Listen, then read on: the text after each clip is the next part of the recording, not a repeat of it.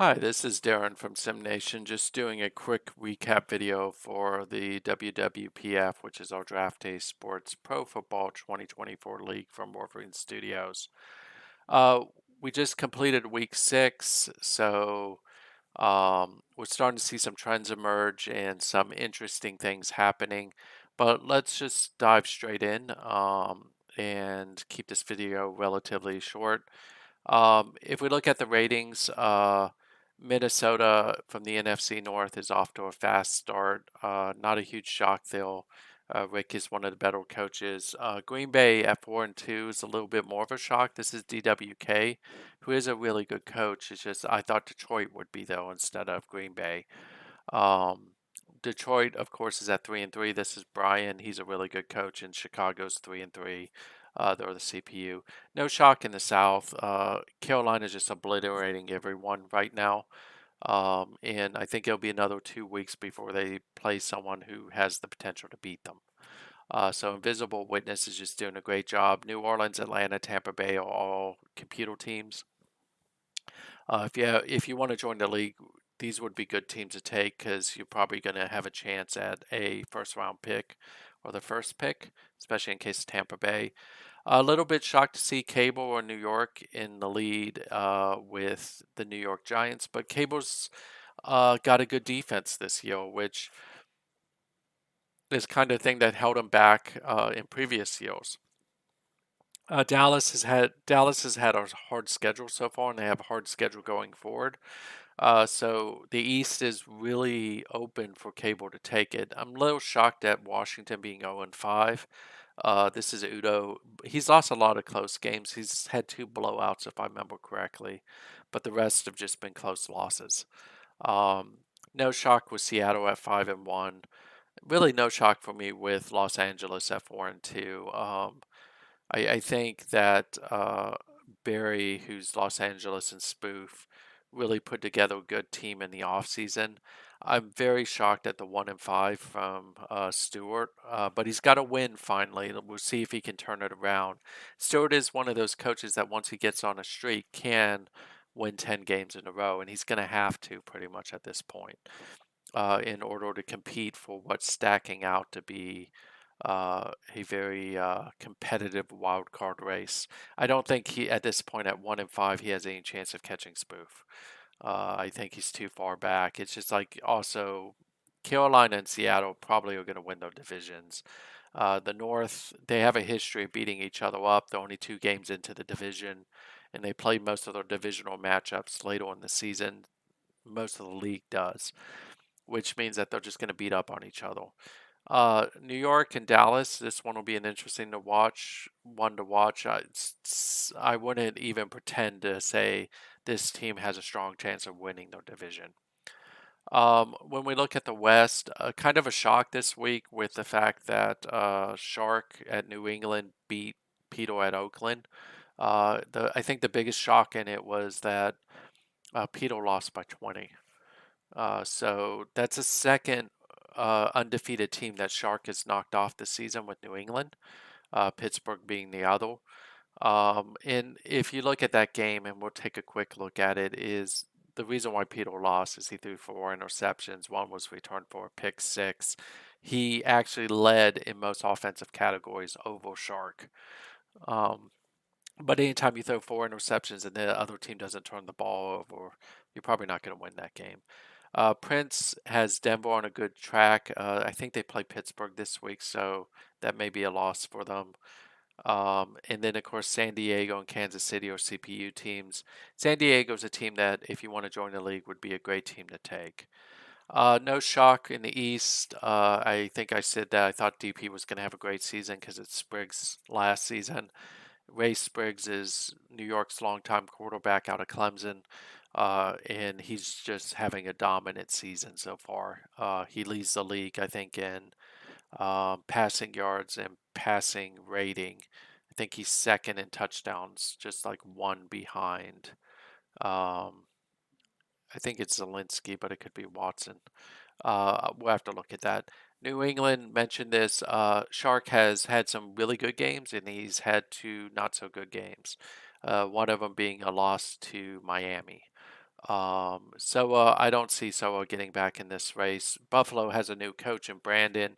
He won his first game, lost his second. I think he's just getting his feet under him. And at 2-4 with these two heavyweights, it's gonna be hard for Buffalo to get back in though. No one seems to want to win the South at this point. Bama is at Tennessee and he's in the lead, but honestly, anything can happen. I don't think Jacksonville. I think Jacksonville has the hardest schedule of all of them, and probably is the least one to likely to get back in that race because they're going to have to knock off some heavyweights in the AFC and also in the NFC. Indianapolis, which is Rick, has a chance. Jacksonville, of course, is Starfinder, and then I think Houston is too far behind at this point. I don't think JP can catch the rest. So I mean, from my perspective, it's probably Tennessee and Indianapolis. But again, if Starfinder gets his wind, he's going to make it very, very competitive. Pittsburgh, Baltimore, Cleveland still wide open. Even Cincinnati. It's too early in the season to be able to call somebody out as a leader who will win their division here. Pittsburgh right now is playing pretty well, minus the New England game, but I mean, they still have to play 4 games against the rest of the division. And if I remember correctly, I think they have to play like Cleveland twice and Baltimore once. So it'll be interesting to see. Plus, Pittsburgh's carrying a one schedule, which means that they still have to play some pretty big teams, Oakland being one, and I think they still got Carolina on the schedule as well. So we'll see how that balances out. Kevin is Baltimore, Cleveland is Bio, Cincinnati's open. Another good team to take if you want to join the league. If we look at the league leaders, I mentioned Spriggs before, and we'll just take a quick look at him. Uh, he's been in the league forever. This is his 14th year, I think. If he stays healthy, I think that he will definitely probably win the MVP, and he'll guide um, the Jets probably into the playoffs. As you can see, he has a lot of trophies. He's had a very distinguished career, especially after he came over from Denver. So just hats off to him. Zelensky is, I think, right up there with him. He, of course, leads the league in touchdowns, second in passing yards. These two are going to go back and forth throughout much of the season. Um, and it'll just be interesting to see how it factors out for these two. But Zelensky is, of course, out, so that's going to hurt him. And then, of course, another guy to keep an eye on is Angel Watson, who I'm not high on Angel Watson. Really thought he was horrible at Cleveland, even though he beat me in some games. But Spoof definitely has got him operating on a pretty big level. Hiram Silva is a rookie. He was a first round pick. Not your prototypical first round pick because he's more of an accuracy passer as opposed to an arm passer. And then, of course, we mentioned Witten earlier. Witten, of course, uh, isn't really helping New York. He's throwing a lot of interceptions, and a lot of that has to do with the line and the type of throws that Witten's winning. But New York is still winning despite that. And then, of course, Jesse Payne is another one of the rookie quarterbacks, along with Norris Goldman. Norris Goldman, actually, I think, is one of the big reasons why Los Angeles is winning like they are. So Barry made a great pick of the former Texas quarterback who wasn't even really considered to be one of the top ones. We talked about touchdowns with Zelensky, and then, of course, passing rating. Uh, Zelensky, by the end of the year, could lead in passing ratings. Um, Antonio Newman is having a really good season. He was the top quarterback drafted, and probably is one of the reasons why Oakland is doing so well at this point. I'm sorry, not Oakland, Cleveland. Um, Rushing yards, I think this is going to come down between Lackey and Ford. Ford and Lackey are really the only two running backs that have won a rushing title in like the last 4 years, 3 or 4 years. Um, if Lackey stays healthy, I think he can give Ford a run for his money, but history's not really on his side. Outside of his rookie year, he hasn't been able to stay healthy, whereas Ford has been. So it'll be interesting to see how this factors out. Ford, of course, is despite the 1-5 record at San Francisco, he's definitely not one of the reasons why they've been losing. He's had a really good season so far. Charlie McDougal is one of the rookie running backs and was probably the highest drafted one. Um, and I think he's just having a really, really good season. Merriman is another one. And then, of course, one of the ones that was picked later, I think Jansen's in here somewhere, who's former LSU running back, picked in the third round. Rushing touchdowns, Bean is doing a really good job there. No shock here with Desmond. Desmond is, ever since he's been in the league, he's been one of the top wide receivers. Not a real big shock with seeing Sullivan either. Bittner, of course, was the #1 pick in last year's draft, and he's having a really good season as well. And then a lot of the people you see here are not shocks. Maddox is another uh, pick from last year's draft in the third round. So touchdown wise, no shock to see Oakland with 2 here. Peter spreads the ball around a lot. The sacks, this version feels different from a sack perspective.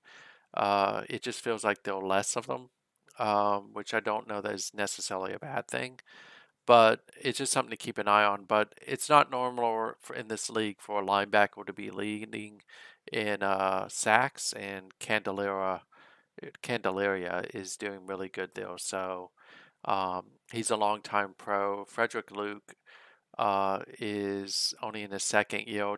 Traditionally, we see Dustin Sousa here from Baltimore, but it's nice to see a defensive tackle getting in there. Um, and then, of course, interceptions is Caleb Stein is a rookie. Don't think the other two are rookies, if I remember correctly. No shock with Total. Total is one of the best cornerbacks in the league. I still regret the fact that I cut him from Pittsburgh. But generally speaking, the biggest stories I think so far that have happened is, uh, well, one is a non-story, is Carolina's off to a fast start. The big story in the AFC is the New York Jets at 6-0. Spriggs has just been playing lights out, and DP's doing a great job there. So it'll be interesting to see what happens when they get into later in the season and these two juggernauts meet each other. Oakland, expect them to bounce back, and I think they play the CPU this week. I'll look at that in a second. They're probably going to blow them out. Can Spoof keep up the pace with Barry breathing down his neck? And then can Stewart put together something that maybe gets him a wild card berth? Um, he's certainly capable of it. Despite all the interceptions Witten's throwing, can New York keep it up? Witten's definitely not helping them in many regards. And then who's going to emerge out of the battle royale that's the NFC North as all these teams start to come together? And will anybody be able to break the losing streak in the South? If we look at the games this week, and again, I'm purposely trying to keep this short. I expect Spoof to beat Chicago. I don't think this one's going to even be close. This is a great game between LA and Detroit. I'm trying to think. It may actually be the game of the week in my eyes, but I could be. Nah, yeah, it is. So this is Barry versus Brian. Reality is really good rookie quarterback, the best rookie running back versus each other. I kind of like Barry in this one, but it's too close to call. Arizona, Don Lucky versus Green Bay, DWK. I see Green Bay winning this one. Minnesota versus San Francisco. If Stewart's going to make his run at San Francisco, he's got to beat Rick. This is a must win for them. I don't think they do it. I think Rick's going to win this one. Atlanta versus Washington. Can Udo get his first win? A lot of Udo's problem is just he's losing close games. So he needs to win this one to start getting his wins going. New York versus the Giants versus the Saints. I expect the Giants to win this one. New Orleans is throwing a lot of interceptions too. Baltimore versus San Diego. This is going to be a really good game.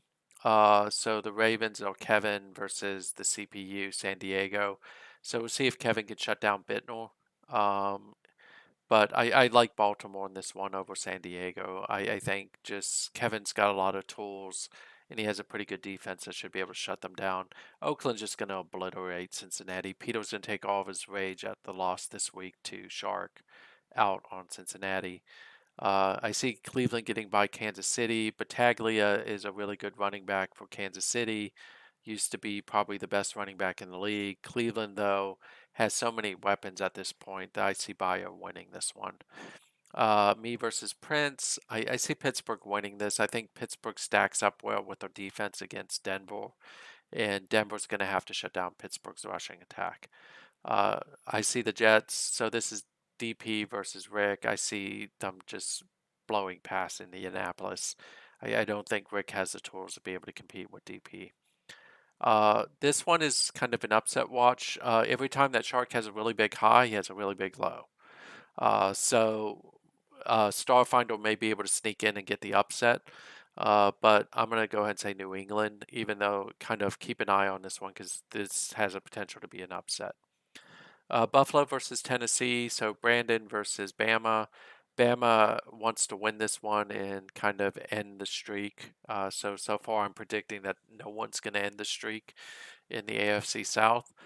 I think Bama will because I think Tennessee will beat Buffalo. Although, again, I'm basing that on what I know about Bama and what I don't know about Brandon.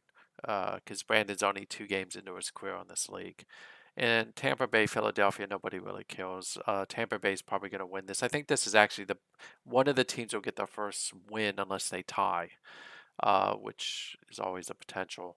And then just looking back at last week, actually we'll just do it a different way. I don't know why it did that. That's weird. Um, so But if you look last week, the big blowouts were the Bengals beating the Titans 35-7, the Chiefs beating the Bills 47-10. I mentioned the Patriots and Raiders game. It's not often people hang 50 on Peter. So anytime you do, you should be happy with that. And then of course the Saints beating the Packers 45-7. So there were some pretty big blowouts. If we look at if we'll just take a look at the Patriots game, and I'm not trying to rub it in on Peter at all. That's not my intent. But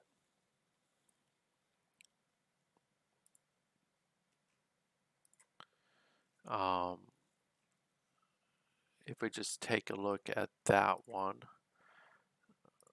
what we'll see quickly is kind of what I mentioned is Tenet had just a horrible game with the 4 interceptions, including one of the first score was scored off a pick six. And then, of course, he kept just giving New England great field position, and Shark just kept punching it in. So you see, Bean got 3 touchdowns. Didn't really run the ball well, but didn't have to with the field position. And then, of course, Conley, who is his former quarterback at Iowa State. He has Iowa State in the other league in SNCFL, which feeds WWPF. Not a great game kicking from Kemper. And then, of course, he put a lot of pressure on Tennant, which Tenet wasn't able to deal with that. In the grand scheme of things, it's an anomaly for Tenet, but uh, well, it'll be interesting to see how Peter reacts with it. Tenet is not having a great season, not having a bad season. Was a good pickup from Detroit in the offseason.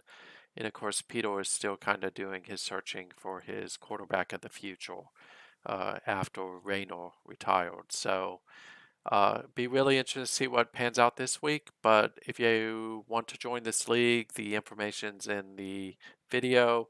Hope to have you join. We have some really good teams, as I mentioned before, and it'll be interesting to see what happens. Probably won't do another video until Sunday. So if I do the math correctly, that means we'll be in week 8 or 9.